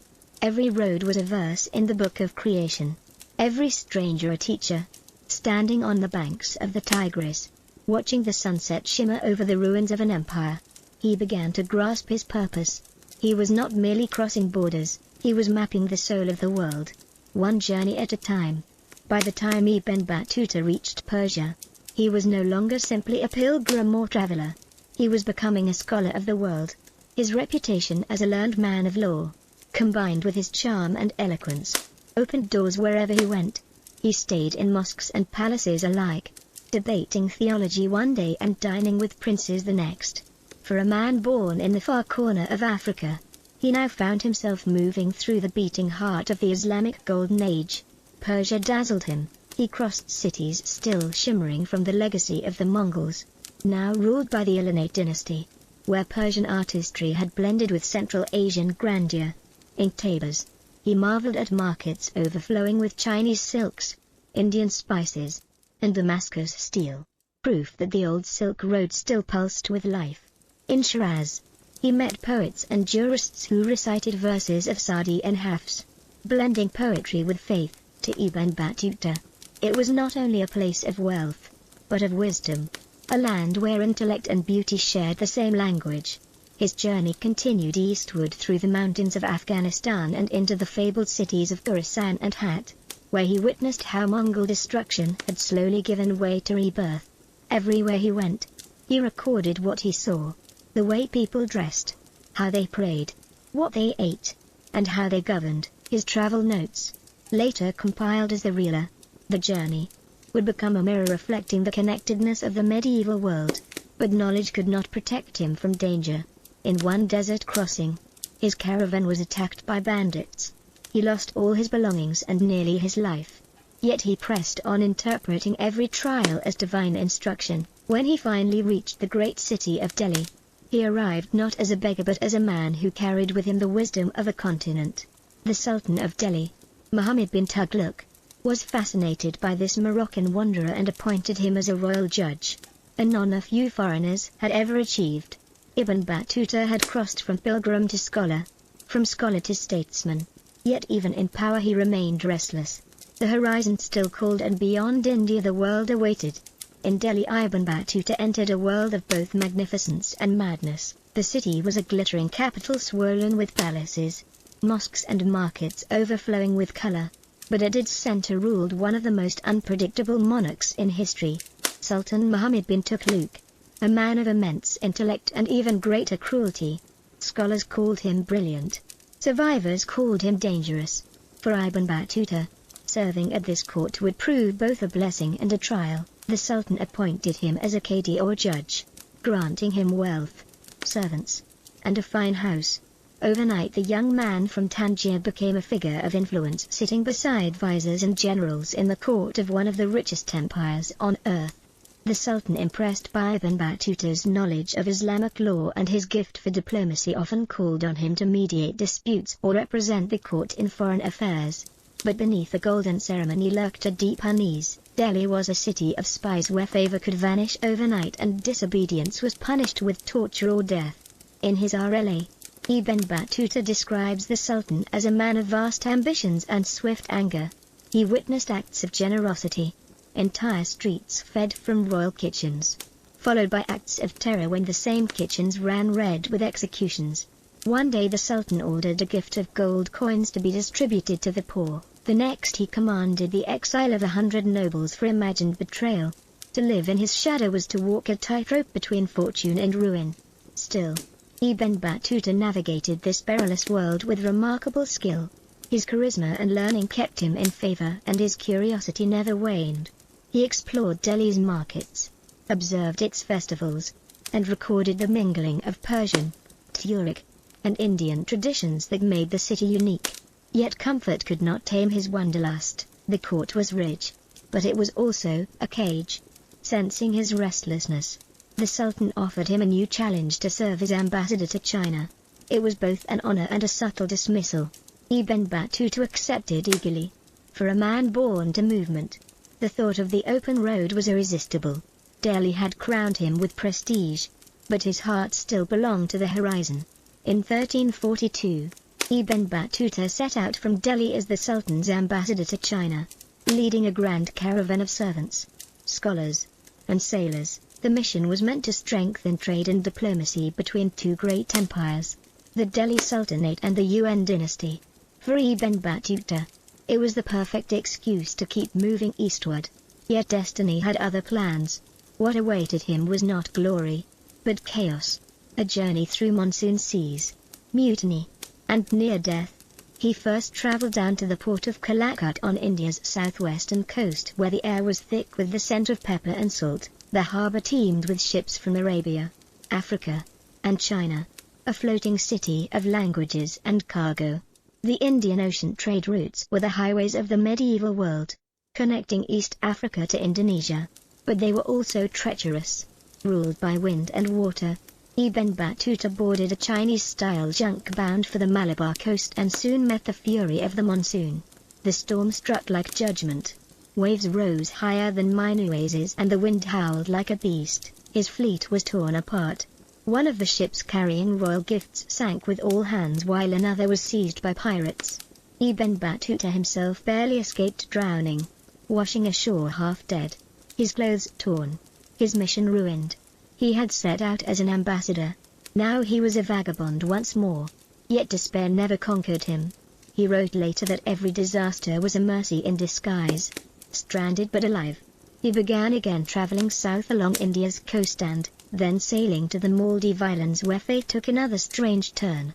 The islanders, impressed by his learning, invited him to stay, and within months he was appointed chief judge. In true Ibn Battuta fashion, he also married into the royal family. For nearly 2 years, he lived amid palm trees and coral mosques, settling disputes about fishing rights and dowries instead of dynasties. But peace never suited him for long. The ocean still called, loud as a drum beat in his soul. When he finally left the molds, he had lost his fortune, but regained his purpose. The storm had stripped away everything but what mattered most. They were to keep moving wherever the horizon led, leaving the mouths behind. Ibn Battuta turned eastward again, this time toward the spice ports of Sun, modern Sri Lanka, and Southeast Asia. The sea, which had nearly claimed his life before, now became his highway. The monsoon winds carried him across a web of trade routes that connected the medieval world's greatest civilizations: Arabia, India, China, and Africa. Every port he reached was a new language, a new faith, and a new rhythm of life. He visited Ceylon, where legends said Adam himself had descended to earth, leaving his footprint atop a sacred mountain. Ibn Battuta climbed it barefoot, moved by its mix of Islamic, Hindu, and Buddhist devotion. To him, this was the proof of Islam's universality: faith adapting, blending, and surviving at the edges of the known world. In his writings, he described the island's lush forests, jeweled kings, and elephant caravans, marveling at how the tropical rain could drown the horizon in moments. From there he sailed to the Malacca Strait, where merchants from China, Sumatra and Arabia met to trade pepper, silk and porcelain. The air was thick with humidity and gossip. Ships from every coast anchored side by side, their decks laden with goods and guarded by men whose faces showed every shade of the known world. Here, Ibn Battuta saw a level of global exchange that few medieval Europeans could have imagined. A multicultural sea bound not by borders but by wind and trust. But the ocean remained unpredictable. Pirates roamed the waters. Storms struck without warning. And navigation relied on the stars and memory. He survived by faith and reputation. As a Qadi and holy man, he was protected by the very networks of Islam that stretched from Morocco to China. Wherever he went, there were mosques, scholars, and merchants ready to greet him with the same familiar words of peace. By now, Ibn Battuta had out-traveled nearly every man alive. What had begun as a pilgrimage had transformed into something much greater, an unending exploration of the world's diversity under the unity of faith. As his ship set sail toward China, he looked east across the horizon, the final frontier of his odyssey, where the rising sun promised both wonder and peril. In 1346, after decades on the road, Ibn Battuta finally reached China, the eastern edge of the known world. Few Muslim travelers before him had journeyed so far, and even fewer returned to tell the tale. To him it was like stepping into another planet, ordered, immense, and astonishingly advanced. Cities stretched further than the eye could see. Rivers swarmed with boats. and markets overflowed with porcelain, silk, and spices. China was not just a land. It was a civilization that moved with clockwork precision. He entered through the southern ports of Guangzhou and Guanghao, where Arab and Persian traders had long built thriving communities. Their mosques stood beside pagodas and the call to prayer mingled with the clang of temple bells. To Ibn Battuta, this coexistence was proof that Islam had reached even the farthest corners of the earth. He marveled at Chinese craftsmanship, describing their paper money, intricate bridges, and artful ships, some with multiple decks and watertight compartments unmatched by anything in the Indian Ocean. Yet China also bewildered him. Its customs were alien, its people disciplined to the point of silence. They have no religion of revelation, he wrote with both fascination and unease. Still, he admired their justice, their organization, and the cleanliness of their cities, qualities he compared favorably to the great capitals of the Muslim world. He visited Yu, calling it the largest city under heaven, and Beijing, where the Mongol emperors ruled from vast golden halls. Everywhere he went, he found traces of the global world he had spent his life exploring. Arab merchants in the harbors, Persian doctors at court, African sailors in the docks. China was not isolated. It was connected, humming at the far end of the same network that began in Morocco. Ibn Battuta, standing in the Empire of the Dragon, had followed that thread to its very end, where the road at last had begun to tire him. His beard was grey, his body scarred by travel and time. After nearly 30 years away, the longing for home stirred stronger than his curiosity. The man who had set out to see the world's wonders had finally seen them all, and now for the first time he wished only to return to where his journey began. By the time Ibn Battuta turned westward, he was no longer the young pilgrim who had left Tangier 3 decades earlier. He had crossed the length of Africa and Asia, survived storms, courts, wars, and shipwrecks, and now carried the weight of the world's memory in his mind. The road home would take him through lands both familiar and changed. As he retraced his steps through India, Persia, and Syria, he saw empires that had risen and fallen since he'd first passed through. Old friends were gone, cities rebuilt, and even the desert seemed different. The world had aged, and so had he. When he reached Mecca once more, he performed another pilgrimage, this time not out of duty, but gratitude, for all the miles behind him. He knew how easily they could have ended in a grave. Afterward, he sailed to East Africa, visiting the Swahili coast, cities like Kilwa and Mogadishu, vibrant hubs of trade where Arab, African, and Indian cultures intertwined. The rhythm of the markets, the scent of clove and ivory, the recitation of prayers at sunset, it all reminded him of how deeply connected the world had become through faith and exchange. Finally, sometime around 1354, Ibn Battuta returned to Morocco, to the same city where his story began. Tangier greeted him not with fanfare, but with the quiet familiarity of home.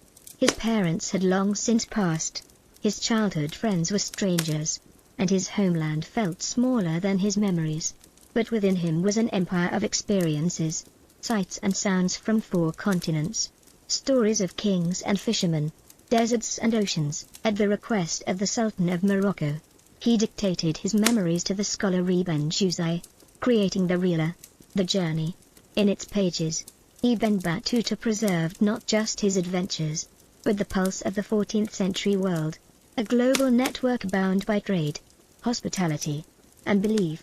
His account became a bridge between civilizations, a testament that curiosity could be as holy as prayer. He had left as a pilgrim and returned as a historian of humanity. His map was not inked with borders, but with connections, proof that in an age before compasses and colonies, one man could ride across the known world guided only by faith, courage, and the irresistible pull of the horizon. Soon,